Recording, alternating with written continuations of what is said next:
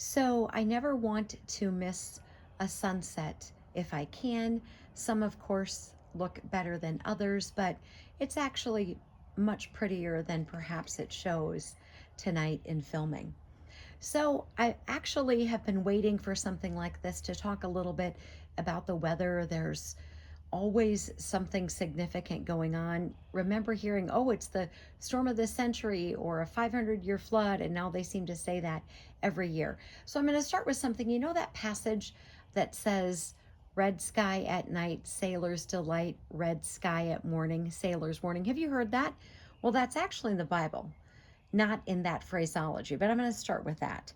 So this is from Matthew 16. This is verse 2. Here's what it says. He answered and said to them, when it is evening, you say it will be fair weather, for the sky is red. And in the morning it will be foul weather today, for the sky is red and threatening. Hypocrites, you know how to discern the face of the sky, but you cannot discern the signs of the times. So I wanted to share that little bit of that passage because it matches that phraseology that I just said to you.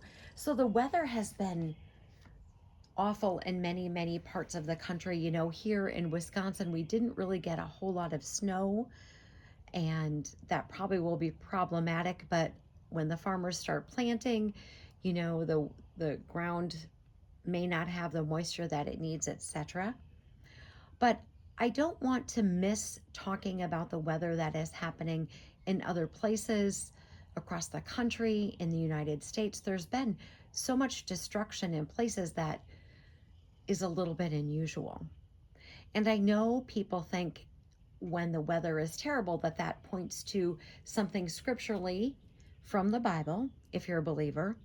So in Luke 21, and here's what it says in verse 10. Then he said to them, nation will rise against nation and kingdom against kingdom. This is Jesus talking. And there will be great earthquakes in various places, and famines and pestilences, and there will be fearful sights and great signs from heaven. So that's just talking a little bit about the signs of the times and the end of the age. And it seems with the earthquakes that happen that there's not a week goes by that there aren't several earthquakes happening. And so when we see this weather that is just sort of very problematic and very unusual in parts of the country where it isn't normally, you have to think about that.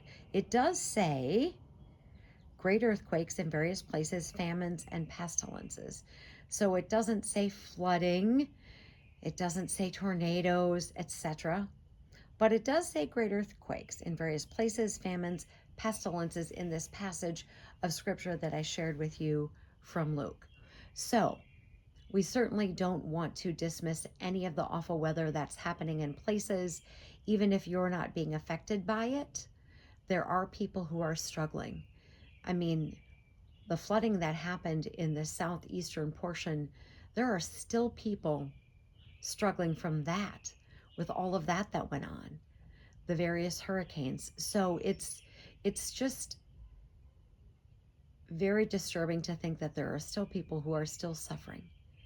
And the weather is definitely very fluid in a lot of places, with the weather just being very different from what it should be. So just something, if you've been thinking about that, I think it's just always be good to be mindful of what we kind of are expecting to happen, and then looking at the passages in scripture. God bless you all. Thank you for joining me today. Armor up, we ride at dawn. May God bless you as always. Have a great day.